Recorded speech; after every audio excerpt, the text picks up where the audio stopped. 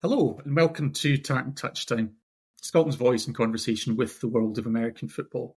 I'm Gavin and Sarah, I'm your host for this evening, and I'll be joined with my co-host Sarah. How are you, Sarah?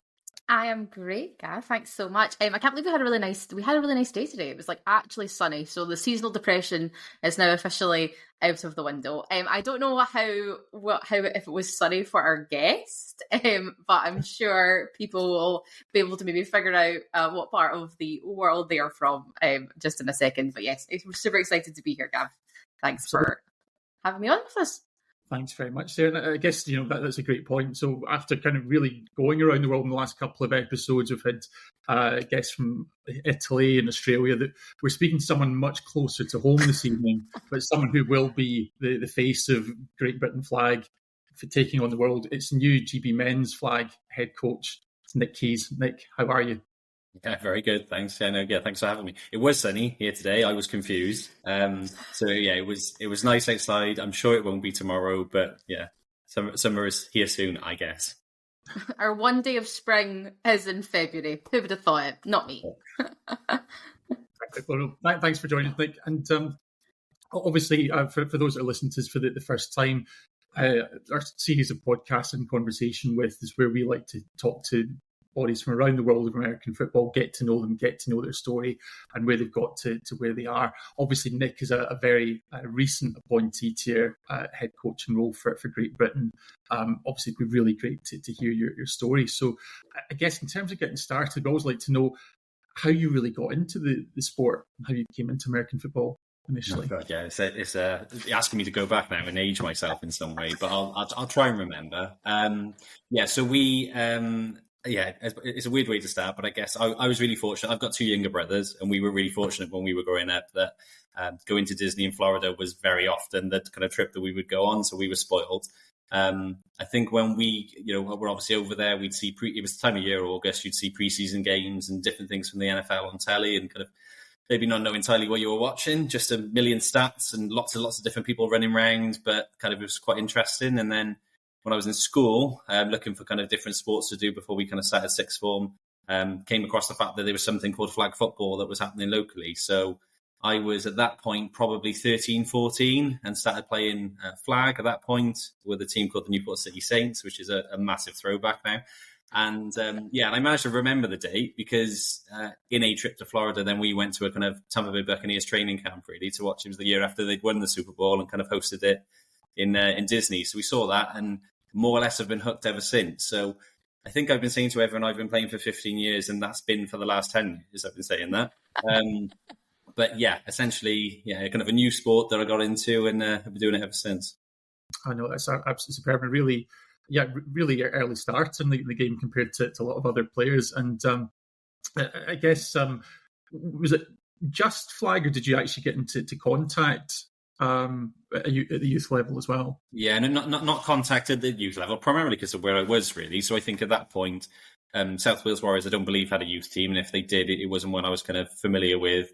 Many people know South Wales Warriors now as kind of the senior contact team basically in Wales, essentially. But they were kind of the one closest to us. So no, I kind of played in 2 or 3 different flag teams, including what eventually became the South Wales Warriors flag team, was one of the teams I was with.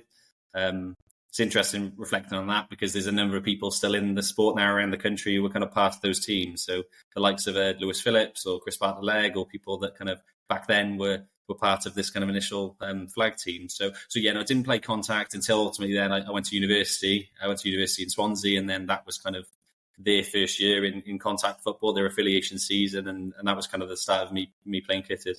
Yeah, no, that's something I noticed. Obviously, as you mentioned there, you went on to University of Swansea, and actually it was when you were there that's when the Titans themselves were formed. So what was that like, I guess, as someone who's already a fan of the sport, to see a team come into the university? Yeah, it was incredible, to be honest. I think, I can remember now going to Freshers' Fair in a Patriots top, just kind of wandering around looking for a sport to play and coming across some guys in some really dodgy kitted stuff, helmet and pads, and just kind of saying, do you want to sign up? And me thinking, oh, great, I kind of, think I could do this. And then if anyone's been to Swansea Uni, kind of in front of the main building is a kind of this big lawn area. And I distinctly remember me being on one side of the field catching passes from a team of people who'd be kind of in their first affiliation year, just chucking a ball at me to see, does this guy look like he can do it or not, which was amazing. And then, ultimately, it was our affiliation year, so we only played 2 games. I distinctly remember we kind of scored on the very first drive of our very first game and thought, wow, we are going to be the best team that has ever existed. And then I think we probably conceded 50 points then to the rest of the kind of entire rest of that game. And then, ultimately kind of my second and third year was the full years in the kind of in the league, the Bucks. I was president for both of those years as well, which was kind of like really awesome, I guess, in terms of that being part of the team and everything that's associated with it. And it was amazing. It was I can't speak highly enough really of the team and everything it did for me. And in those early years, were there particular positions that you specialised in, or was it just a case of trying a little bit of everything? Yeah, kind of like, particularly back then, I was far skinnier than I am now, I know that, and I could run. Yeah, and I still think I can run, but certainly back then I could. So I played receiver for my first 2 seasons, and just, you can imagine how complex our kind of playbook was at that point. It was kind of 3 plays probably, and everything involved me running post or fly. And then my third season, then it became a little bit more complex, and I switched over to defense and played cornerback primarily then for the third season. Phenomenal. And that's actually a good point just in terms of making that switch to defence, because actually that's where you first got your taste of coaching. So I think you actually became the defensive coordinator at the Titans. That's right. Yeah, it was kind of like, it was really interesting, I suppose, being president, because like a lot of things changed obviously with the team over those 3 years. And when I came in, there was an existing coaching staff. There was a lot of people who kind of really passionate about the sport, but primarily we were a social club, if I'm honest. And it was kind of then evolved over the 3 years. So, you're right. I think in the kind of third season, especially because of the role I was in, I kind of started to call plays a little bit on defense in certain games. We started to win a few more, which wasn't down to me. That was down to kind of everything else that was happening with the club. But it was, I suppose that was my kind of first proper taste of coaching, I suppose. Up to that point, it was 50 guys running around the field, and our coaching involved running until you were sick, really, rather than kind of anything more complex than that. That was my kind of start of coaching, really. It was in the third year uni. Yeah, superb. And I guess that, but obviously you definitely got the bug for it, because within a few years you actually went on to become the head coach for the Titans. And I think by that point, right, you'd actually graduated, but that's you right. stayed part of the programme. Yeah, so I went off to do masters then in UE in Bristol. So I was kind of away for a year. And then Frankie Pankhurst, who was the president at that point, so a player I kind of played alongside and was still in the team, he reached out to me after a year and said, would I come back and be head coach? Which I thought, yeah, cool, that could be fun. Go back to the team and, learn how to do it, I suppose, properly. And then little did I know, I suppose I'd be there for 5 years. And which looking back now is crazy in terms of the travelling and commitment that was involved in doing that. Very different stage in kind of all our lives. But it was an incredible experience. We had a decent level of success, I think, which was really nice. And it went really well. Yeah, absolutely. Obviously, I suppose the accolades that you've had during that 5-year stint as a head coach have been sort of well advertised already. But I guess the big highlight there was winning the National Challenge Trophy when you beat Royal Holloway, capping off a 10-1 season. So I guess having that big event, the sort of the College Bowl feel, what was that like as a moment? Yeah, amazing. I think especially because I think the year before was our first kind of winning season. It was the first winning season as the Titans had ever had. And I don't mind saying, and this is kind of where everyone starts, my first 3 games as head coach, we lost all 3. And I can distinctly remember going back to those experiences thinking, God, what have we got to do here? We're never going to get it right. And then it kind of clicked and we won our next 5 games and went varsity that year, which is the first time that Titans had ever done that. And that was kind of the springboard then. So, the following season was the first time the Titans were in the playoffs and we had the run and won the Challenge Trophy. Somewhere online, there will be a YouTube video of our team playing in the final, which was pretty special, really, in terms of, I think we just kind of chucked, my memory, at least of the preparation of that game, is I think we just wanted to leave nothing out there. And I know everyone says that, they want to just kind of show all their cards and have a go, but onside kicks and reverse passes and you name it, we did it. And I think, thankfully the result went our way.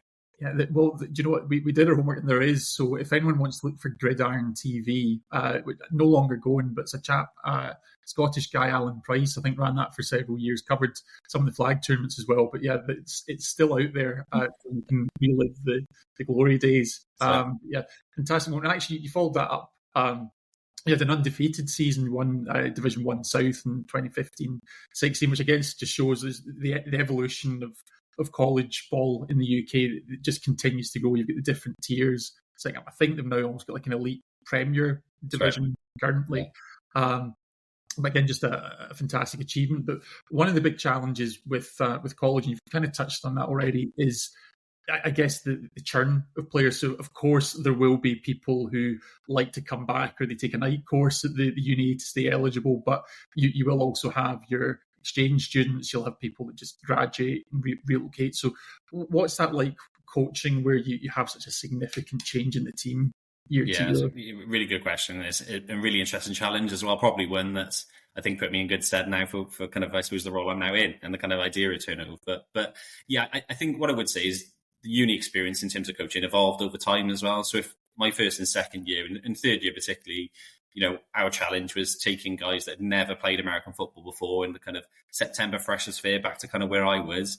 And within 5 weeks, getting them where they could play a game against a really elite level team, or other people go through the same experience. So we were targeting guys who perhaps had played rugby, obviously being Welsh as well, so played rugby and perhaps got bored of doing it and wanted to kind of do a different form of contact sport or collision sport, and trying to bring in those athletes. I think by the time we got to year 4, we were a lot more proactive in terms of identifying talent to come to the university. Perhaps scholarships and things was becoming more of a thing then, and is really prevalent now in the uni ball game today. And I think the main thing I would say as well is kind of culture, which I know is a word that's kind of bandied about, but in terms of kind of our core values, they be really clearly established. So you're going to lose players, they're going to go through the program, and there were some excellent ones that we had over time. But the success of a program is that those values are with the program, and you can have players move through it. I was really lucky that a lot of people who we worked with within our coaching staff or as players, when they graduated, they wanted to do what I did, which is come back to uni and be a positional coach or graduate assistant and kind of keep fulfilling it, I suppose. So, yeah, I think it's an interesting one now, taking that to the national level. But and to answer the question, I think what we became a lot better at is, targeting the right type of athletes and the right type of people to be working with us. And then clearly having a kind of really developed scheme at that point where we knew what it took to win games at the uni level and had a tried system that you could drop people in to do that. It was just really interesting when you said there, Nick, about like rugby, and obviously just with the time frame of what was kind of going on with like the Welsh rugby scene and how like important obviously rugby is within Wales. Did you ever find that maybe if you would like go up and maybe approach a kind of rugby player and maybe talk to them about maybe coming over and having a go at flag football, did you ever find there was that, that's like whatever, that's not real rugby, that's a different kind of whatever sport? Did you ever find that kind of conflict there for some of them? Yeah, definitely. I mean, particularly, there's some stories I wouldn't bear repeating from when I was in uni, where you'd have those kind of challenges with perhaps other sports and the perception of the guys in helmets and pads. But yeah, I think actually it changed over time, and obviously that's to do with like the NFL exposure becoming a lot more as well. People become more familiar with the game. But generally, and I kind of use the words already as we've been speaking now, is my sales point was, do you want to play a collision sport rather than a contact sport? And clearly, it's not me being anti-rugby in any way. Of course, I'm not. But it's a different type of hit. It's a different type of kind of contact. And for a lot of the guys, that appealed to them, or equally as people who they were playing rugby from a really, really young age, and they just wanted to do something different. And we all know the kind of appeal of having American football, particularly kitted, that lends itself to all different types of body types and sizes and all that. And so a lot of guys we had came through were kind of sometimes undersized actually, but found a sport that suited them more than playing perhaps playing in the front row or something like that. So I think, it was definitely part of that kind of optics, I suppose, around what the sport is. I think that's changed now, and obviously I've not been in the uni scene for some time now, but I think that has evolved. I think we did a good job of combating that, I guess, is certainly my later years of the programme anyway. 100%. And I guess, recruitment was something you touched on there as well, Nick. And I guess that's quite relevant because one of the players that you recruited into Swansea Titans was Joe Cottrell, who almost returned that favour by bringing you in as one of the founding members for the Cardiff Hurricanes back in 2013. So actually a little bit of overlap there in terms of the timeline. So, I mean, the Hurricanes really have gone on to become one of the most successful teams in the UK, logged 2 national championships, a couple other appearances in national finals. But I guess one of the things thinking back is obviously you're running the uni programme you're also now taking on the flag commitments as well. How did you find that balance in terms of juggling the two codes, if you will? Yeah, I'm not sure if I did. I think that's the answer. I think, yeah, I think it's like anything. Obviously, there was certainly overlap, particularly in terms of our first championship. That's largely credit to Joe, I would say. Like Joe was, when we talk about founding member, it was Joe with that program, and obviously he's been there ever since. And there's no coincidence that Joe being there has led to the success that Cardiff have had. In terms of juggle, yeah, a lot of sacrifice from kind of loved ones and people around me. Particularly my wife, who's been part of this journey the whole time. But also I think they're different sports as well, and I suppose have different demands on you. Let's not forget, when I was dealing with kitted football, we're talking on average 100 players, if you like, and often more than that in my later years. And managing a squad of that size versus flag, which is clearly smaller numbers and much more condensed. Now, that's not to say flag is easier in any way, because obviously being that it's less people, there's more, less people who have an influence, I guess, on what happens. The kind of consequences more if one person isn't pulling in the right direction. But that was the balance. I probably didn't, but the people I'd credit are those that were in both programs. The people that were there after me and continue to have success, and certainly in the case of Keynes, will continue to do so after I'm gone.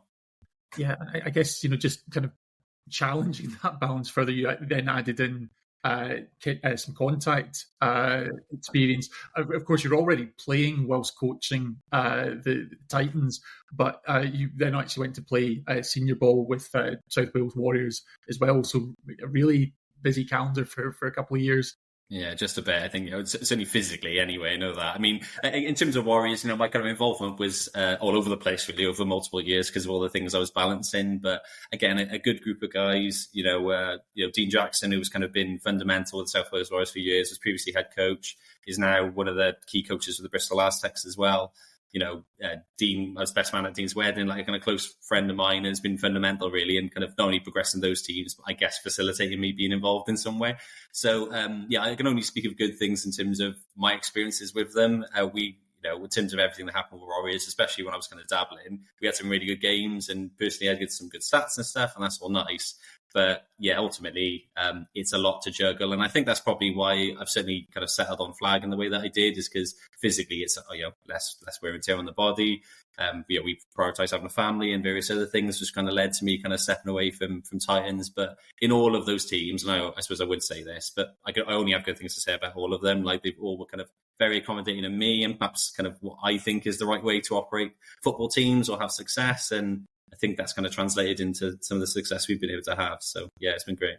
Yeah, so I think, what's really kind of built up is you've had a real breadth of experiences in flag and contact football. So I guess, from my personal experience, like most of the clubs when they set up, there was actually a bit of a legacy back to the kitted game. I think about teams that are formed around that time. So obviously speaking from a Scottish perspective, Aberdeen Oil Cats, Grangemouth Broncos, the Kirkcaldy Bulls, obviously who were successful for such a long time. All of them had that kitted legacy. I think it's a little bit different now that flag is much more established in the UK. You have people who, for whom flag is the sole form of the sport. It's not a stepping stone to the contact game. It's not a retirement option, if you will. So how do you feel that, I guess, for you having that breadth of experience, how does that position you and having that range of perspectives? Yeah, no, it's interesting question again. So I think two things. It's just to echo your comments, really. Like I definitely agree that despite perhaps what my personal experience was, long gone are the days now where you play flag because you don't want to play kitted. That's not the scenario now. One, because flag is an end to itself. It's an amazing sport. You can be very satisfied just doing that. But equally, because of the allure of Olympics and various other things, I think people now are seeing the merits of getting involved in this five-a-side game and doing both. A lot of international teams now have athletes that are doing both. And some of the best contact players that I know are like the likes of a Tim Thomas, for example, who went on to play in Europe and be an excellent receiver kind of in the UK. He played flag, back when we were kids and has gone all the way through. And I'm sure he would echo, it gave him the skill set to do really well at contact. So in terms of, I suppose, what that offers me, I think probably a way in terms of recruitment and things, the big thing for me, I made the quote the other day that I'm really keen for our training camps to be the most competitive that you'll find in Europe. And for us to do that, we need a bigger talent pool than what we currently have. I think we've got an excellent talent pool already within the flag scene, and that's not to say, therefore, we need to kind of change anything, but it's trying to say, well, there's a unique opportunity now, particularly with younger players, I think, actually, guys who are in the youth program, playing youth contact, DBs, receivers, QBs, etc. Well, we might be saying, have you given this sport a go? Because this will help you do the sport that you're already actively playing, and you can add to something that we don't necessarily have. And I think I've seen that already in terms of the kind of number of people who've reached out to me to say, yeah, really excited to get involved, haven't played before, but I'd like to, I've seen it. And then, and the other reason why is because of platforms like this, is promoting the sport and doing more to activate it. Because, I go back 4 or 5 years ago now and looking at that 2019 final, I'm like, flipping out, because this was being filmed back then. This feels like it's kind of an age ago compared to now. But now everything's streamed. You can access every game almost, particularly internationally. So yeah, I think it's a long answer to say I kind of think my experience of both will help us get the right talent in the room ultimately and build on what we have. And I think also from a skill set perspective, I think it sells itself. I think people are now really seeing the benefit of doing both. Yeah, and I think that's a really important question or point that you make there, because I think obviously you need to cast that net as wide as possible. And I think USA Football just put figures out for their own sport earlier in the week, and the growth, the net growth in the last 12 months alone, they have, I think it's 120,000 new youth flag players in their system compared to 2023. Now, obviously, I don't think there's any expectation that Great Britain's going to match that. Obviously, it's a fringe sport in comparison, but it shows the depth of the talent pool that they can work with, which maybe leads you to look at perhaps some more creative methods, as opposed to balance that out here. So, I mean, we've obviously kind of talked about the relationship between contact and flag, but what does that mean for you in terms of scouting and your role as the GB head coach? Like, where will you be looking? Yeah, it means, well, so doing only what I was doing anyway, which is consuming every bit of content that exists. I think I was doing that anyway, so I think I got like a kind of decent a sense of the landscape. I think the other thing is just like proactively reaching out.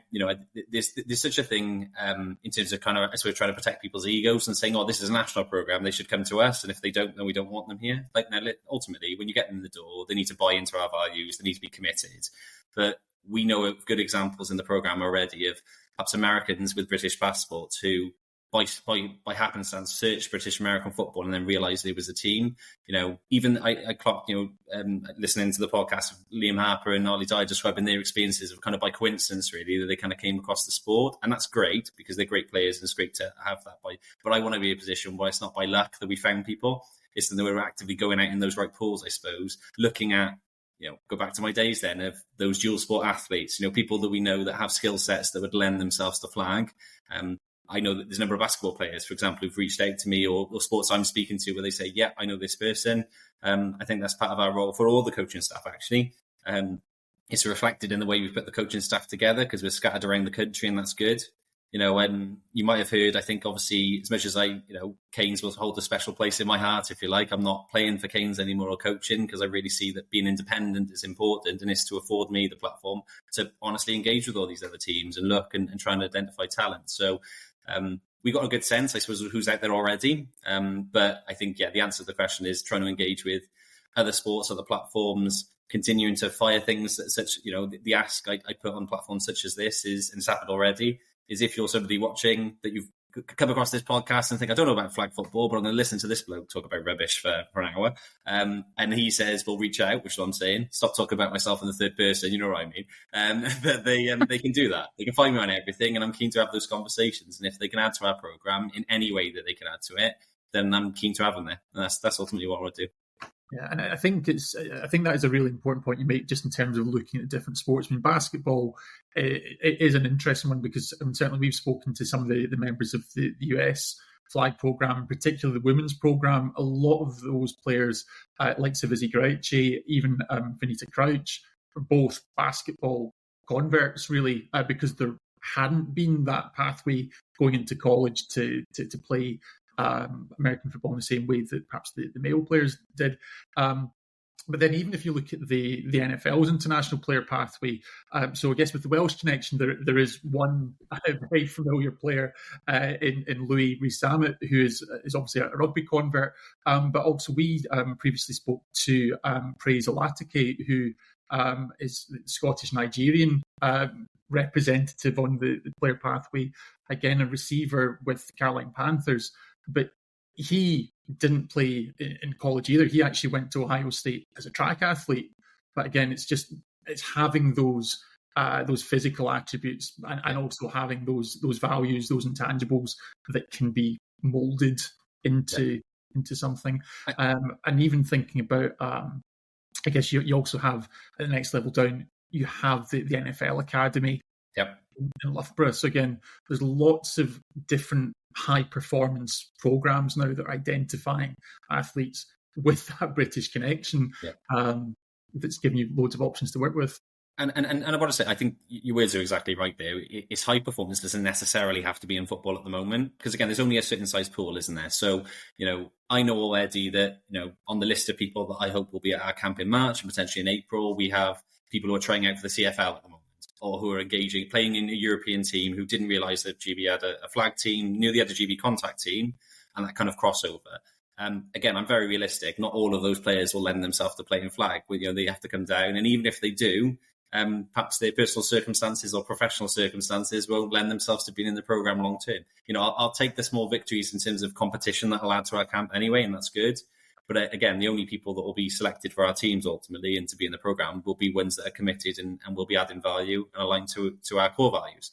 So, I completely agree with you. And equally, if I use another example, somebody I coached in Titans is a chap called Marcus Wyatt, who's gone on to be what will be a Winter Olympian within the bobsleigh and is winning a number of medals at the moment. And he's another chap I've spoken to say, well, does being a dual sport athlete, is that of interest to you? And the answer is yes. And I think, but away from that, there's still kind of shared experiences, isn't there? There's still stuff that an elite performance person, an athlete, can offer to our guys in our program and our men and women to say, well, this is what it looks like to perform at the elite level. Learn some lessons properly that hopefully we'll see the benefit of in September. Yeah, absolutely. And I think bobsleigh again is a fantastic example. It's one that I've thrown up before because actually, I don't know about Mark's circumstances, but again, that's one that tends to attract a lot of track converts.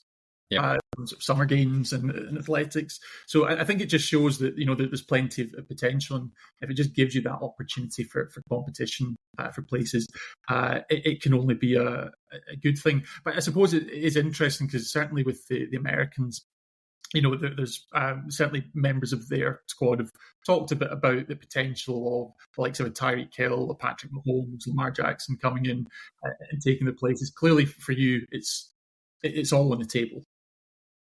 Yeah, I think, it's exciting, the idea of that. Anyways, it's also laughable. That's what I would say. The idea of the idea of a Tyreek or somebody kind of being on an opposing team is just an absolute joke, really. But I think I love the idea. But yeah, you're right. Again, that's where the likes of the Louis Rees-Zammits are really interesting. I think the Christian Wades of the world, like different people in playing kind of elite sport. I go back to what I said earlier. Flag football is a really exciting time to be involved because irrespective of anything selfishly to do with me in this role, in terms of the development of it in the UK, it's only going in one direction. And I think the speed of it is probably going to be a lot quicker than we all realise.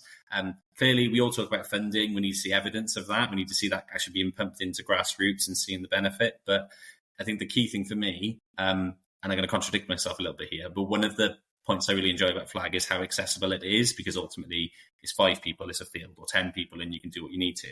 I think what I'm keen to see at the national level, and we need to have, is that accessibility transfer into the cost of participation, because that is still a constraint for everyone. It's still asking for a huge amount from individuals in terms of paying for accommodation or paying to attend camps or whatever it might be. So that was really clearly in my vision of something I'm trying to address as me coming into the role. I can't make a bag of money appear, clearly, but the kind of purpose of it, the Olympics can't they? And that's the bit that we're all trying to lean into if we can. And if that makes it more accessible and we get more people doing it, then we all win.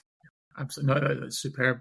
And I guess talk about sources of competition. And yes, there's a world of athletes out there who could be pulling on a GB jersey in the future. But I guess thinking a little bit closer to home in terms of the in terms of the National League, I guess one thing that we've really seen is the growth of the competition.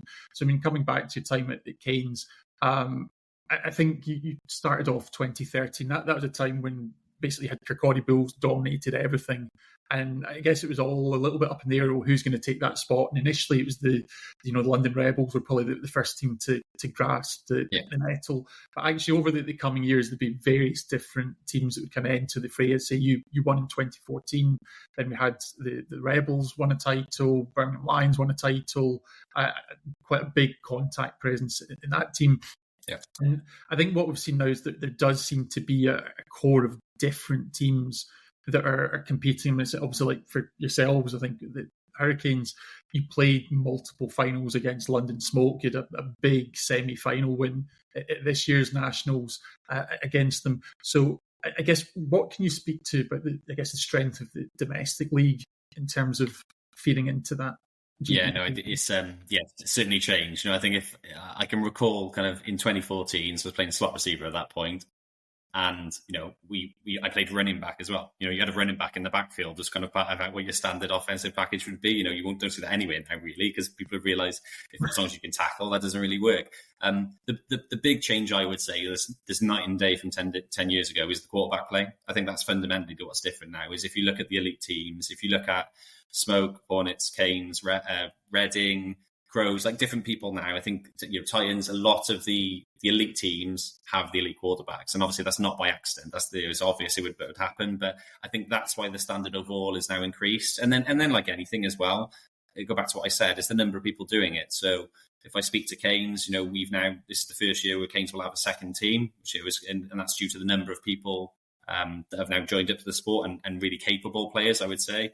And equally, a number of players that have transferred from further afield who've tried to join Keynes because perhaps they've seen what we've been trying to build or the success perhaps we've had. And obviously that's with other teams folding and things as well. But I think that's what I look at, is when you get to that kind of like that top 6 seed in perhaps, but we're looking back to what it looked like before we even got into playoffs. There's very, very capable teams and also quite a lot of parity in terms of who could go on to win that. I think as much as we ended up with Keynes versus Hornets in the end, everyone knows how capable Smoke are, and they could very well have been in that final. I look at the likes of a Reading going into those playoffs where they beat Keynes in the regular season and have had success against some of the other teams. So I think, it's super competitive, and that's exactly where we want to be. Again, selfishly, with the hat or the role I now have, I want it to be as competitive as possible. We want as many people do in the sport as possible, because at that elite level, those are the people who are representing a national program. And ultimately what I'm after is the best 12 players in the country to be representing the country when we get to September. A lot of the work they're going to be doing, as much as they come to camps every 4 weeks, it's the work they're doing at club level, isn't it? And the challenge and competitiveness they have there. So, again, it's a long answer to say it's a lot better now than it was 10 years ago. Absolutely. Now, one thing that I maybe just want to ask about is, I guess prior to your appointment as GB coach, you actually became involved in the Silvers program, which I guess for those who aren't familiar, Silvers is almost like the step immediately before the national squad. So it's very much a development program to help players who are on the fringes get that level of competition, experience, training, coaching, etc. How did you initially get involved in that? Yeah, so Dale Kirby, who's the Silvers head coach, nicest man in flag, as everyone knows, he approached me after a game day. I think it would have been 3-4 years ago, where Dale happened to come and watch, and we just had a conversation that in no way was about flag. Actually, it was just about our lives, and we haven't seen each other for a while, and just checking in. And then Dale contacted me the week after and said, would joining the Silvers program be something of interest to me? I don't mind saying I knew nothing about the GB Silvers program. I knew of Gold because of some of our players who've been part of the program, but nothing about the developmental side. Obviously, being my uni background, particularly, the idea of like developing talent was more or less what we were focused on and something that I was really interested in. So we had a good conversation, and then Dale was very gracious, I suppose, to say, I think offensive coordinator is a role I think you could do well in. And to be fair, I have to say, I take the opportunity to say that there's no way I'd be in this role now if not for Dale's support. Like, he's been fantastic with me in the years that I've been in the post. I hope I've paid back that value to him in terms of trying to support players, but I'll leave that Dale to comment on that. But I joined Silvers in that year. We went to Big Bowl, the team went to Pink Bowl, and He was really interested in taking on, going into a role with a load of players I'd probably never met at that point. And if I had, their only experience of me would have been the really miserable guy on another team they were playing against, which is still probably what most people's experience is with me, really, just being the opponent. But it was great. I really enjoyed my year with them. I've been kind of in the background, I suppose, behind the scenes for the last 2 years as I've been focusing on my family and the like, but still involved and still very much kind of really interested in ultimately the betterment of GB. That's what the whole purpose of Silvers is.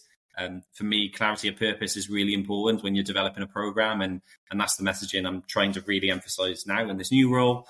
And at the time, Dale's was really clear, which is that he wanted ultimately players in Silvers who one day would play for gold. And there's some good examples of people who've done that. That's superb. I guess one of the other big developments in terms of the GB programme this year has been the creation of the under-21s programme. It's headed up by Coventry Cougar Kelly Barrett. So what is your view in terms of, I guess, how the under-21s will interact with the Silvers programme in terms of having those, I guess, dual feeders into the top team? Yeah, the answer to that is that it is a huge amount. So obviously that was something that was kind of established before perhaps I formally came into post. But since I've been in post, a big feature of our discussions as a coaching staff is that this isn't kind of 3 independent coaching staffs operating 3 independent teams. Like clearly there's huge overlap. That should be in the way that what our principles are as coaches and the way that we evaluate talent. It also should be in the messaging to players so that, because if I put myself in the shoes of an under-21s player, clearly everyone has to get better, but I'd want to have clarity on what I needed to do to one day play for gold. And that isn't just get older and get physically bigger. So I think that kind of quality of communication is what I'm trying to emphasize. I think even in, we've been in post now for a month, it's really joined up. I think everyone's bought into kind of what we're trying to deliver. And in answer to the question, there will be huge overlap. We are going to have kids now, I'll call them in the most respectful way I can mean it, 17, 18, 19-year-olds. That's made me sound really old, and that wasn't intentional. 17, 18, 19-year-olds who, if they're good enough, they're old enough. And much like the kind of Gareth Bales or the Wayne Rooneys of the world or the people who've come to the youth programs, if we can find a way to accelerate their development to add to our gold team, that's what we should be doing. Ultimately, in terms of purpose, the under-21s team is the future Olympic team, isn't it? Or it's the future Olympics after this one team. Now, like anything, because of the way the structure is, we need, like everyone, we have to win now and then be able to win then. And that does mean that winning now will mean some of those players won't necessarily, because of age or retirement or injury, personal circumstances, will necessarily be in the future team. But for me, my messaging is really, really clear, I think, which is that we hope that all of them, all the under-21 players and people who are currently 15 and 16 who one day want to be in that team, come on that journey, seeing that the future is hopefully that they will be an Olympic team. And it isn't just that kind of being an under-21s is almost lesser or the third team. It's not that. It's part of your journey. Everyone has their own development pathway. Some people are ready more sooner than others. But the point to us as coaches is making sure we're supporting people to do that. Ultimately, we're there to help people meet their potential. That's our core purpose. And at all levels, silvers, under-21s and gold, that's exactly what we'll be doing. Brilliant. No, it's a great answer. And I guess that now brings us up to, I guess, where we are now, present day. So it's just turn of the year, really, and you get the call to tell you that you're now the new head coach of the GB men's flag team. What's your first reaction when you hear the news? Oh, God. That's my first reaction. The problem is I'm dead inside, okay? So I say, thanks. Thanks. I've got 8 days until a camp or something. Have a couple of conversations around coaches and various other kind of bits as you'd expect, really, in terms of kind of the initial setup. I won't pretend there's obviously no celebration at all. I probably gave myself 10 minutes to speak to my wife and family and kind of share news. But I kind of, for me, the work starts immediately, doesn't it? You don't have much time to kind of settle in and enjoy things. As you'll have gathered from me already, when we talk about Titans and stuff, as appreciative I am of those experiences, sitting and taking time to enjoy them isn't really what I do. I'm thrilled, of course. I'm really excited about the opportunity, and I'm really grateful for the trust that's been put in me, really, because it is a role I take really seriously. But ultimately, the last month has been busy, and that's what it's supposed to be, because ultimately we're now looking very much to what does September look like and what does everything beyond that date look like. And that's where my focus is. Absolutely. And you kind of alluded to one of the points there, which is that you found out 7 days before your first camp. So tell us a bit more about that in terms of you have 1 week to get yourself ready for the first big event, and there is only a limited number of events in your coaching calendar as well in the year. So what was that thought process for you? Yeah, it was a challenge. I think like anything, obviously, I didn't know necessarily when the outcome would be determined in terms of who was head coach, but I started to put thought to what that would look like if it was me. So with immediately starting the ball rolling is formulating a staff, being really clear on messaging. I think for the players was really important because I wanted to be really respectful of the work that Alan Young and others had done going into preparation for that camp. We shouldn't forget there was a lot of players who were already informed they were trialists. There was due to be a November camp that had been cancelled because of weather. And so a lot of people were showing up probably with the expectation that there'd be a camp on a weekend with a new unknown head coach possibly, and they would be told if they were in the squad. So the key thing for me was extending that timeline because I didn't want to be kind of obligated to pick a team with very little time to think and manage. So obviously we developed a camp schedule really quickly. That was already kind of in place. And I think the key point for me was making sure that competitiveness is what came through in that camp, which I think is very much the feedback I had from everyone. And then the main thing I'd say for this camp, as much as any camp actually, is that people came away feeling that they'd improved as players, because ultimately this is the national program. Okay, so from my perspective, at every age level, this should be the highest standard of flag football coaching and playing that you'll see anywhere. And that was kind of my target, even after one camp. I did say to players afterwards, you'll have heard me say that I described it as the worst camp that we will have all year. And I meant that in reflection on us as coaches, not on them as players, because it was only a week. But yeah, I probably spent a week chasing cameras and footballs and pylons and logistics that I never realised I'd ever be chasing. But that was kind of what the week looked like. I'm still really pleased. I say pleased, as pleased as I ever am about anything with how the camp went. But yeah, and also we've got a lot of work to do. And that's kind of exactly where we're supposed to be ultimately after the first. So yeah, that's what the kind of first week looked like. Awesome. And one thing that you've talked about, I guess, in terms of the challenges ahead, but apart from all your experience as a coach, you've already talked about that point around building a culture. Now, we spoke actually to some of your peers that you've played with and coached previously, and we've got an excellent quote come back that I just actually want to read to you. So if it sounds scripted, this is one of your anonymous colleagues' words. So he did actually say, quite honestly, I think he's one of the best culture builders around. He makes you want to play for him. He gets the very best out of people. He's won at every single level of football, and he's applied himself at. He's generally a great person who will always look for ways to get an edge over anyone he's matched up with. So I think you can see there, obviously, that's just one example, but very highly thought of, and I think really emphasises that point around culture. So I guess maybe not just putting you in the spot how you feel, just in terms of what they think about you generally. Well, I was going to say, I can't believe they lied to you like that.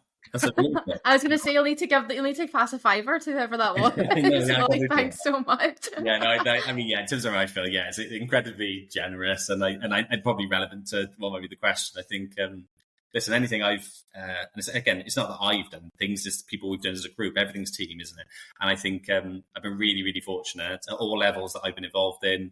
To work with really, really good people. That's also because ultimately that's what it comes down to. Even as a coach, you're as successful as your players, okay? And yeah, you have a role in terms of distilling messages and trying to make up the 1% or give them the margin victories to kind of make the difference. But if people don't buy into that message or they don't see the benefit, then nothing happens. So it's really generous, and I appreciate you sharing that as really kind of somebody, whoever lied to you. But I think,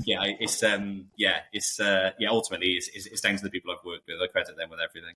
No, superb. And I guess the one theme that, as I say, has come through both from your peers and from what you've said already is that point around culture. So now that you are in charge of the top programme in UK flag for men, is how are you going to help create that culture with obviously that eye on the Euros in September?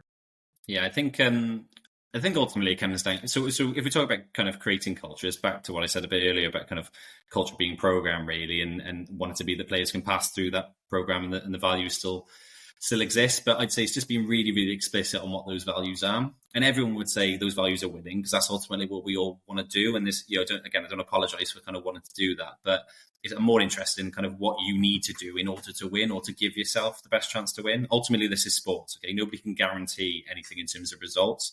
But if we focus on process and the steps that go into being successful, then I'd like to say that gives us a really good chance of achieving that. So to me, that speaks to trust and kind of accountability. Ultimately, and you note I didn't say honesty, I said trust, because sometimes as coaches you play the game and you have to walk people through in terms of kind of assisting their development. But being really transparent as best as you can be, and people having confidence in the process, trust the process is still the MBA line. I think there is something in that. And particularly for me at the moment where perhaps people are, might know of my backgrounds, and I think platforms like this are probably helpful in terms of people seeing more. But I can appreciate there'll be perhaps players returning in the program at the moment who've been used to a way of working for a number of years, and this will feel different. And that's not me saying, that's no criticism of what came before me. That's just saying that, trust is a fundamental part of what I'll need to build, and the respect. I think the other point I would say, and there's no way around it, is in terms of good culture, is effort and hard work. So if I put myself back in the context of Titans, I was head coaches who were I was against, if you like, are 20 years older than me, and age is only a number. But what I didn't have was experience, which they did. And I think the way you combat experience is with hard work and effort, and you kind of close the gap then on those things. So for me, good culture includes people working their asses off and trying to kind of make the difference. And that isn't just on the 2 days that we have on a weekend together. That is all the dates in between. That's how they prepare for games. That's how the actions we take during games is what happens afterwards. If I use an analogy, if I can describe it as helpful, it's one of the principles I say to our coaches all the time is be a force multiplier, don't be a fan. And what I mean by that is it's very, very easy to sit and watch a game from the coach's box that you're in, and then suddenly that game's finished and you think, flip it, what just happened? It's just gone past me in the blink and I've not been able to influence. Being a force multiplier is proactively influencing what's happening, influencing talent. Don't just get caught observing a drill and not knowing what's going on, or thinking things afterwards that you could have said to somebody. So, trust, hard work, and then there's a discipline and accountability thing to everything. Ultimately, I'm now in a position where I'm accountable for everything that happens within the men's program, and so it's for me to take decisions that I think best support us to achieve what our goals are. And some of them are very literal goals in terms of top 6 finish and going to Worlds and maybe one day Olympics. But I'm more interested in, between now and camp, can I make sure we've got the most professional environment that we could have and give our players, I suppose, the best chance to achieve what our collective goals would be? And that's my point around culture, and that I apply that to any of the teams that I've been in. And again, thankfully, the people that I've worked with have very much bought into that. So hopefully we can do that in the men's program too. Excellent. And one of the other developments, I guess, in terms of your football career, if you will, is the fact you've actually made the choice, because it was your decision to step away from Keynes, as you've already mentioned. So I guess how difficult was that decision for you to leave a team that you've been a key part of for 12 seasons? No, I was going to say it was too easy. That's not good, is it? I was going to say, and it's not. That's not. And the problem is, it was so easy. After I've done it, I thought, oh god, there was a mistake. I almost feel like I've kind of just left people in the lurch. I've just kind of just disappeared, and they just gone. But no, without being flippant, I think easy to do it when it's an off season, I suppose, and things are semi-quiet. I'm sure when the guys are all training on Sunday and they're all together, then I'll realise it more. Perhaps even more so if I thought I was terrible and couldn't play, perhaps it'd be easier. But in my arrogance, I still think I can. But it's more, the reason I say it's easy is because of what I think this program deserves, and what I think how seriously I take the position. I think that's what it's more down to. I don't think I'm sacrificing anything, because I've been given an amazing opportunity, and me focusing on this role rather than playing and using, I suppose, my time to focus on this role is what's in the best interest of GB. And if we fast forward 12 months and somebody at BAFTA says, Nick, we don't want you anymore, I'll hold no ill will in terms of, if only I'd carried on playing. I'll kind of give the role the best effort that I can, and I know those around me will do the same. And the reason I do that is ultimately because that's what I'm asking for from our players. I'm saying that kind of extra commitment and that effort, if I'm not doing it, I can't ask it from them. So, I hope that'll earn some trust. Ask me after week 1 how sad I am. But hopefully it'll all be fine. Awesome. And I guess, to that point, because of course there's, there are the camps, there's potential scrimmages or friendlies that you might get to play, perhaps even some tournaments. But now having that free time, what does the rest of Nick's calendar look like for the sort of 6 months ahead? Just staring at my phone every 30 seconds, I think, seems to be, if you ask me so far. I think, in terms of the dates in between, it's like anything. A lot happens at all times. So it's not just the week of camp that suddenly there's a focus to get things in place. I'm really grateful of the way that BAFA particularly have engaged with me in terms of really regular catch-ups, because there's a lot of foundational things I think we need to do that are well in advance of September. What I would say as well, I'm sure it's known now, we've got some club tournaments that we're entering kind of teams into as well, both locally and internationally. We're working really hard to secure some international friendlies. So this isn't just a kind of, we'll have some camps, we'll run around together and then look forward to September. This is a very, very structured focus on how we develop people. And that's the thing for me, is ultimately, if you say to me, we've got X amount of camps, we should be able to map out exactly what that development pathway looks like to put us in the best position to be successful for Euros. I try to make sure point, and as a staff, we'll try to make point that nothing's by accident. I'm not saying that we won't make mistakes, but in terms of the design of our camps is very, very intentional. And so the kind of uncertainty that people feel at the moment, or possible pressure, that's by design, and that's good. And that'll help form the kind of team that we need. I'm really looking forward to next weekend, which is our kind of next camp. There'll be a big group of people coming to try out again, and look forward to working with them. So the answer is busy is the kind of short answer, but in the best way. And looking forward to next camp. Yeah, and you actually kind of touched on a couple of the tournaments. So I believe one of those tournaments is the big UK flag event, the Summer Flagapalooza in Cheltenham. So how valuable are tournaments like that? And I think you've also got one, it's a Copenhagen Bowl that you're going to as well. Yeah. How valuable are these tournaments in terms of helping to bring your squads together? Yeah, super valuable. I think for two reasons really, and probably to play through the timeline a little bit. So obviously, as of May, when Copenhagen Bowl will be, that's still a ways removed from a team selection necessarily in September. So there's a very literal benefit of helping with squad selection, which is what these tournaments will help with. But the bigger value is squad cohesion. It's the simulation of what something like a European Championship would be. Go back to my point of experience. What we ultimately want is people to have kind of done the trial run of it. I can tell you now, as much as we'll go out to win any tournament that we enter, in no way will I be satisfied if somehow one of our teams won Copenhagen Bowl but then weren't successful at Euros. That's not a sign of success. So we've got to be very, very intentional in what we're trying to get out of those tournaments. Flagapalooza is slightly different because obviously silvers and under 21s is the intent that they will be submitting teams for that. So a different point in the timeline, and obviously again the purpose of those squads is slightly different at this point to what we're trying to do for gold. But ultimately what we all want is to be playing elite competition, don't we? That's the best way to kind of formulate the squad. Speaks to what I said about having a competitive environment, which is what the camps will be. And I think those tournaments will just kind of echo that really. So we look forward to it. I was going to say there's a long time between now and then. There isn't literally, but there's a lot of things to do between now and then. So sometimes away. It's going to be a busy 6 months ahead, and I guess as you've already touched on, really in terms of 2025, all roads lead to Paris with the European Championship. So I mean, you've kind of talked about obviously it's the priority, but what are your ambitions heading into those championships? Obviously, coming off a 10th place finish at the Worlds, and I guess the implications for the new qualifying structure for the Worlds in 2026. What are you looking to accomplish? I think there's probably there's a couple of answers to this. So I'll go with a very literal one, is what I alluded to already. So for Worlds, again with the announcement that kind of top 6 is required to qualify. As much as we all talk about Olympics, and it is a really exciting thing, if GB want to feature in the upcoming Olympics, the only way we'll do that is if we're at Worlds and in a position where we perform really well at Worlds. So the literal answer is a top 6 finish in order to qualify for that. The less literal one is being much more focused on the foundational pieces to give us a team that will be successful there and successful in future. And that may well mean not an Olympics appearance in 2028. We don't know what that looks like in terms of flag beyond then, but clearly I know BAFA's vision is definitely that 2032 features in the thinking, as it should. So my ambition would be, in any team I've been in, we're not there simply to take part. That's not, I won't be satisfied.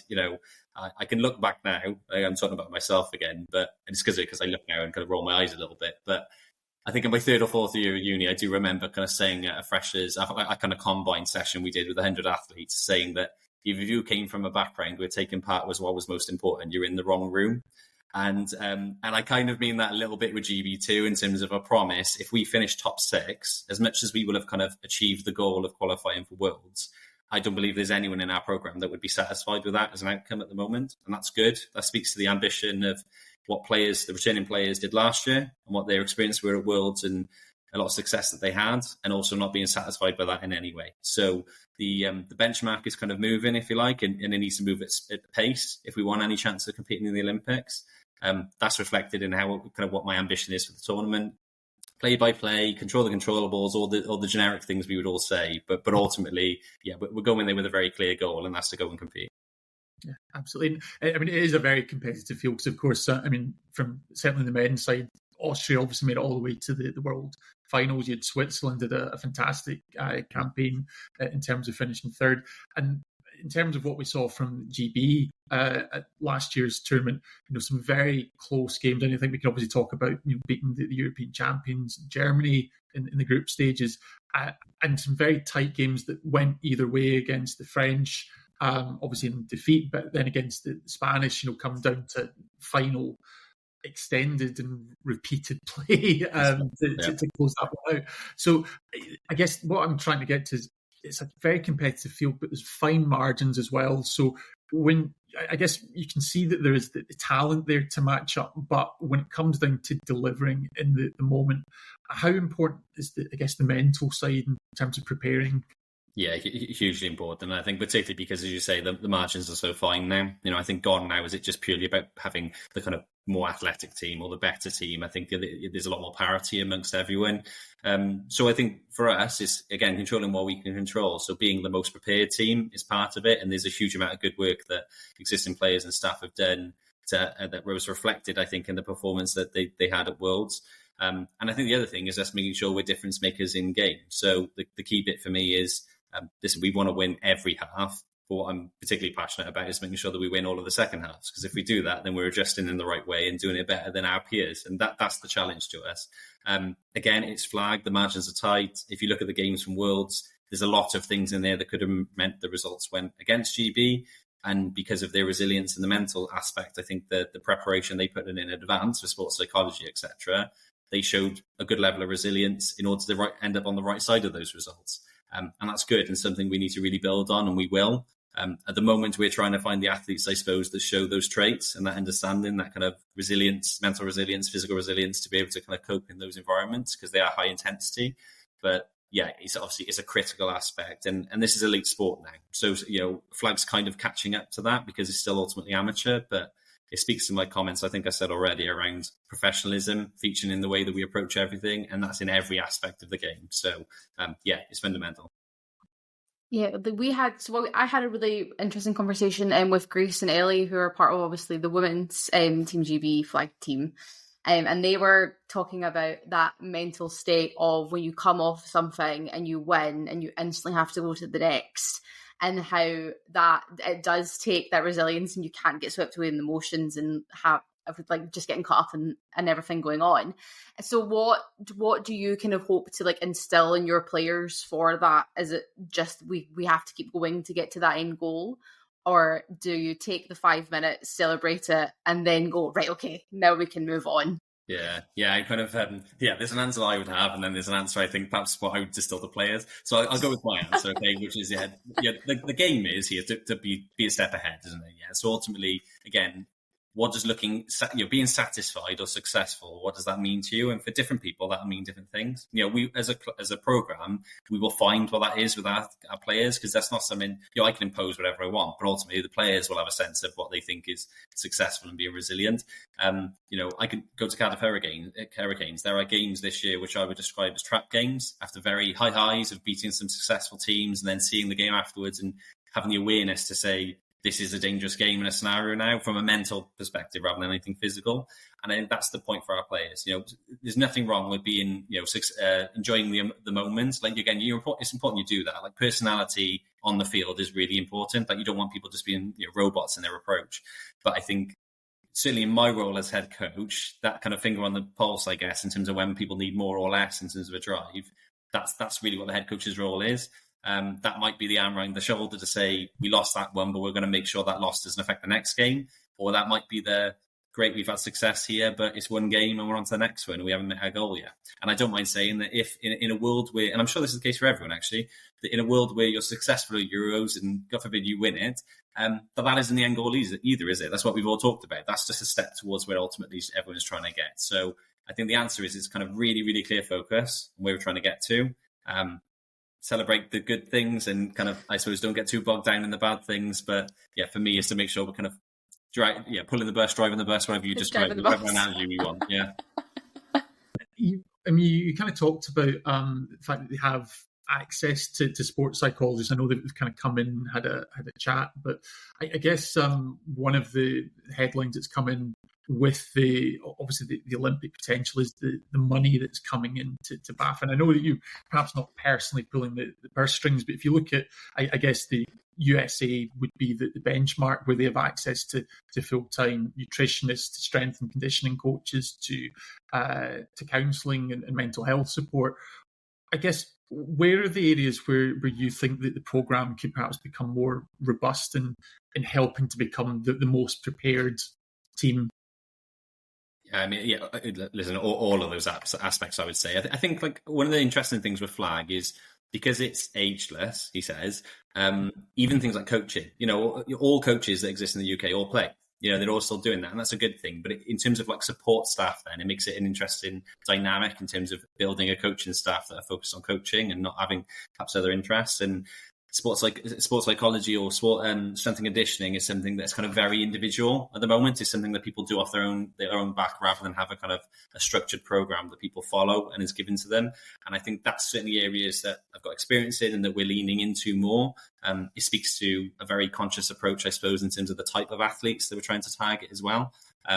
People saying, well, how fast do I need to be? Or how much do I need to weigh? Or what height do I need to be? And it's not that the people can magically grow, clearly, but it's just being conscious of it in terms of our kind of talent that we're targeting.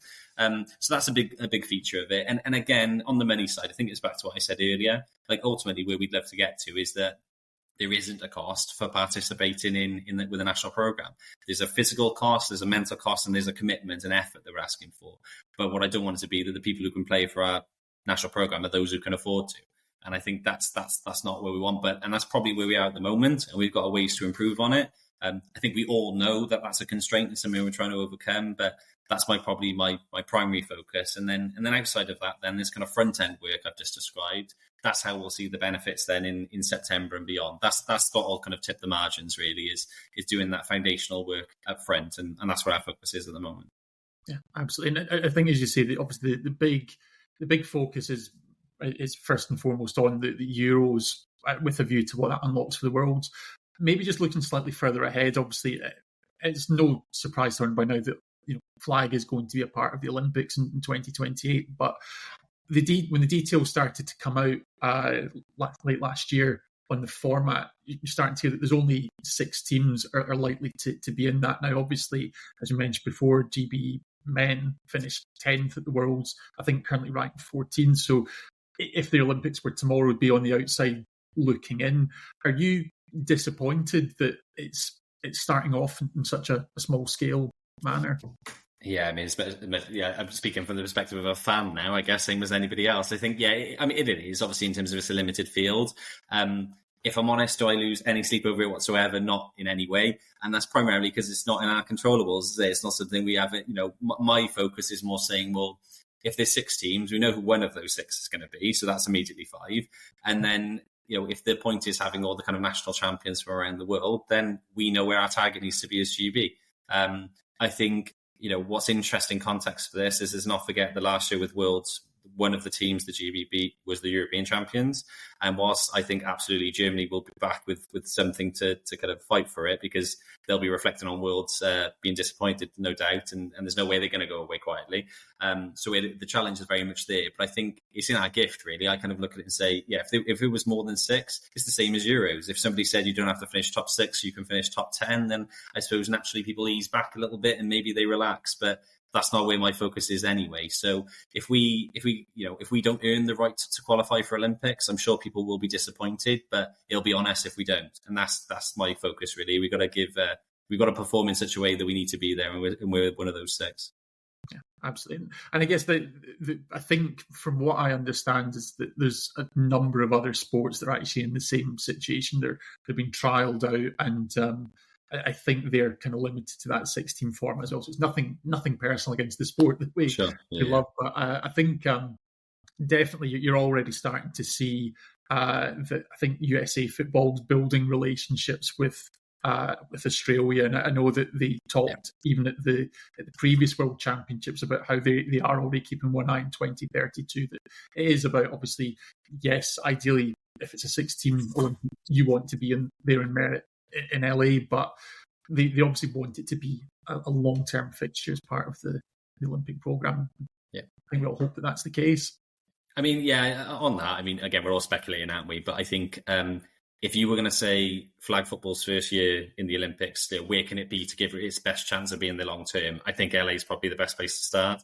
You know, rightly or wrongly, there will be all the eyes in the world, all the players in the world trying to get involved with that. So, yeah, I sit here with, some form of hope, I guess, that means it'll be really successful. And the other thing is, and, we all got to be careful we don't contradict ourselves here. We're all saying how great this sport is. And if it is, and it's covered in the right way, the sport will speak for itself, won't it? And it'll only become more and more popular, and the justification for it being there long term will only be more and more. So, yeah, you're right. I can speak from a BAFA perspective. As part of my role, not one person has said to me, Nick, your requirement is that you need to be in the Olympics, or you need to be getting the team to a certain placement. I think the focus is very much foundational and about saying what pieces need to be in place to deliver an elite program, and then that will hopefully deliver the results that get us to wherever we need to end up going. And my role is maybe I want a more accelerated process than that, and that'll be my focus, selfishly. But again, that's something we'll look at with our players and try and deliver it as best we can. Brilliant. Sorry, Nick, no. I'm just saying I have to say this on every time we mention the Olympics. And Nick mentioned it because we all love the sport. If there's anybody listening from the Olympic Committee who would love a tiny little Scottish podcast to come over and do any kind of commentating for either of the Team GB teams when they make it, it will be available. And the link tree is in the bio. Just that's it. I have to say it every time, just in case somebody listens. You never know. Yeah, you've already got I think that whole month blocked out in the calendar, don't you? I literally it's just ready, just in case anybody needs it. The July and August 2026, I'm 2028. Sorry, I'm wide open. I think there's a lot of people who'll be going just in the hope. Yeah, they might be needed for something. So yeah, you just don't know. It just might come up. Literally, if it's the rules of the Olympics for GB are, if there's a team in it, somebody has to commentate on it. And do you know what? I'll do it. I'll do the burden for everybody. It's really not that big of a deal. It's okay. I'll do it. It's your cross to bear, Sarah. Yeah.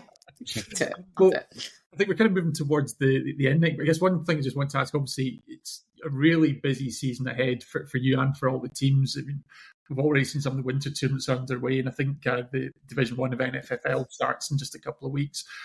What are you most looking forward to, I guess, with your GB hat on, in terms of what's coming up this year? Yeah, I think... and it's funny now, isn't it? Because obviously there'd be a different answer than if you'd asked me 5 weeks ago. I think, yeah, the competition mainly. I know it's the theme I keep pushing, and it's not to kind of just keep beating that drum, really. But I think with the talent level being as high as it is, particularly at the Prem level, I think when you start looking through the fixture list, there's game after game. You say, right, I'd want to see that, or that looks like it could be a good game. I go back to beginning of last year where I think, Sharks and Smoke played a game against each other. I think it was 28-20, I think was the score difference. And I know certainly at Keynes, we remember looking at that thinking, whoa, what was that scoreline come from? And then Sharks acquired a number of new players and different quarterback and whatever else, and they performed really well through the season and reflected in the success that they had. So I think, yeah, with my GB hat on, it's hopefully some new faces, some new competition, and also some old faces, and them continuing to perform really, really well. And those same teams there in the end. So we'll see where we end up when we get towards kind of finals date. But yeah, my focus coming out of week one is are the good teams still the good teams? Are there any surprises in amongst that? And all of those people in amongst our program in some way, because we want them to be. Excellent. No, I think, yeah, it's a great answer. Yeah, I think obviously, being a little bit biased, obviously myself, Dan, we have links to Hornets, and it'd be great to see them repeat. But I think what you are starting to see there now is there is a field where you can list off 4, 5, 6 different teams that could be in with a shot come season's end, and that I think that's great for the domestic competition. It's great for Great Britain, and for us, even just kind of as followers of the sport now rather than players. Yeah, it's the kind of thing that you want to see. So that's superb. And maybe just taking actually a step back more broadly, because we've really kind of covered this all off. You're someone who's played and coached pretty much every level now within the UK. What would your advice be to people who are starting just to gain an interest in the game? Obviously, Super Bowl's just a few weeks past, so you get people thinking about how they could get involved in the sport and trying it out. What would be your advice? Yeah, I mean, the simple answer is to try it. Okay, I'm not aware of a single person who's ever got involved with flag and thought, oh, that was terrible, not for me. I know by saying that I'll be inundated by messages now telling me those are those people. But yeah, listen, it's a great sport that we all love, and I think it's one of those things where flag sometimes can be a bit like, when you have the kind of music artists, you say, well, I knew them before it all became popular. You got to be careful. Flag doesn't become that. For me, we want as many people doing it as possible, and everyone who gets involved will get something from it. And I think that's reflected in what I've seen locally and the number of people, as you say, because of the Super Bowl, because of the games in Wembley and at Spurs and just happening internationally. Everyone's got Red Zone now or can see it in some way, and that's great. So my advice would be to try it, search online. There are teams everywhere, teams I've never even heard of. Okay, and you'll be able to get involved with them. And if you don't want to do that, then you can be a tournament player and go and find a number of clubs who are keen for you to play in Ravenscraig or one of the other locations and have a really good time doing it. So that'd be my main thing, is participate, hopefully be successful at it, and then hopefully we'll see you at a camp down the road. Fingers crossed. We're looking forward to it. I think it's going to be a great season ahead. I think it's been wonderful having you on this evening, Nick, just to talk us through your story so far. But I think, as you've already alluded to, there's new chapters have been written all the time. So we can't wait to follow up and see how it goes as the year progresses and the road to Paris. So thank you very much. Thank you very much for having me. Yeah, I appreciate the chance to speak to it. Excellent. Well, thanks everyone for joining us. Thank you, Sarah, as ever, for being the co-host chair tonight. Oh yeah, it was so good. I was so just amazed just listening. It was just really good. Amazing actually to hear somebody who not only obviously cares about accolades and winning and such, but I really get a feel from you that you really care about the players and your talent that's going to come up. And that's just really inspirational. I really hope anybody listening who is planning on making the journey and coming to the camps and everything can really get that feel from you, because I got it from listening to you. And yeah, it was wonderful. It. So thank you so much for speaking with us. It was amazing. Yeah, thank you. Yeah, I appreciate it. Excellent. Well, thanks, both to Nick and Sarah for joining me this evening for this conversation. Obviously, the NFL season is over, but it's a busy year ahead. The national flag season's kicking off, and we've also got domestic competitions across UK football. So we'll be back with more coverage and more interviews over the coming weeks. So please keep following us for latest updates. But for now, this has been Tartan Touchdown. Thanks for listening.